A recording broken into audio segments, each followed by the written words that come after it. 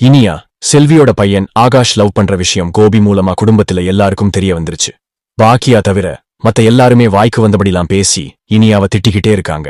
இவங்களுக்கு இனியா லவ் பண்றது தப்பா தெரியல, செல்வியோட பையன் லவ் பண்ணினதுதான் தப்பா தெரியுது. கோபி அந்தஸ்து ஸ்டேட்டஸ்னு என்னவெல்லாமோ அடுக்கடுக்கா பேசிக்கிட்டே போறான். கோபிக்கு என்ன தகுதி இருக்கு இதெல்லாம் பேச? இந்த இனியா பொண்ணுக்கு இது எத்தனாவது புருஷன்? மாசம் ஒரு பையன் கூட சுத்துறா இனியா. எல்லாரும் குடும்பமானம் போகுதுன்னு ஓவரா கத்துறாங்க. குடும்பமானமா? அது எங்க இங்க இருக்கு? கோபி எப்ப கள்ள பொண்டாட்டி கூட ஓடிப்போய் கல்யாணம் பண்ணினானோ அப்பவே எல்லாம் போச்சு. அது மட்டுமா, செழியன் ஒரு கள்ளக்காதலிய செட் பண்ணி அவ ரூம்ல படுத்துக்கிட்டு கொஞ்சி குலாவினானே, அப்பவே எல்லாம் போச்சு.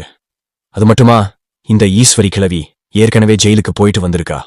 இது மட்டுமா, இதை விட ஸ்பெஷல் ஐட்டம் ஒன்னு இருக்கு அப்படிங்கிற மாதிரி இந்த குண்டு பொண்ணு இனியா பப்புக்கு போயிட்டு வந்தாளே.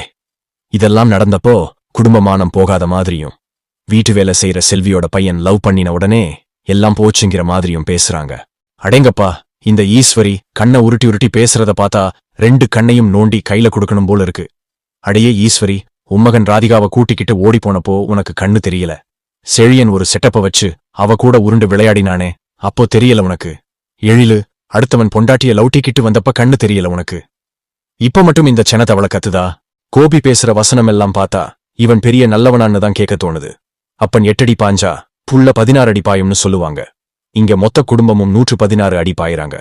போயும் 10 பாத்திரம் கழுவுறவ பையனா லவ் பண்ணியிருக்கே, அவனா கல்யாணம் பண்ணினா நீயும் அவ கூட வீடு வீடா போய் பாத்திரம் கழுவ போறியான்னு கேக்குறா ஈஸ்வரி.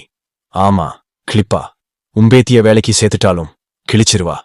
செல்வி குடும்பம் இந்த கேடுகெட்ட குடும்பத்தை விட 1000 மடங்கு பெட்டர் குடும்பம். கோபி இந்த வயசுலயும் பாக்கியாவை விட்டிட்டு ராதிகாவை கல்யாணம் பண்ணி குடும்ப கௌரவத்தை நிலநிறுத்தி வச்சிருந்தான். அதை இந்த இனியா பொண்ணு செல்வி பையனை லவ் பண்ணி குப்பையில போட்டுட்டா. ரொம்ப ஓவரா பண்றாங்க. வீட்டு வேலை செய்யறவங்கள ரொம்ப மட்டமா பேசுறாங்க. பார்க்க கடுப்பா இருக்கு. இந்த சுவர் இன்னும் எத்தனை பேரை காவு வாங்க போகுதோ அப்படிங்கிற மாதிரி அந்த இனியா பொண்ணு இன்னும் எத்தனை பசங்களோட வாழ்க்கையை நாசம் பண்ண போறாளோ. கோபி குடும்பத்தை விட செல்வி குடும்பம் எந்த விதத்திலையும் குறைஞ்சது கிடையாது. உண்மையிலேயே செல்வி குடும்பம் தான் கண்ணியமான குடும்பம். இனி ஆகாஷ் படிச்சு IAS ஆவான். அப்புறம் அந்த ஈஸ்வரி பல்ல இழிச்சுக்கிட்டு போவா.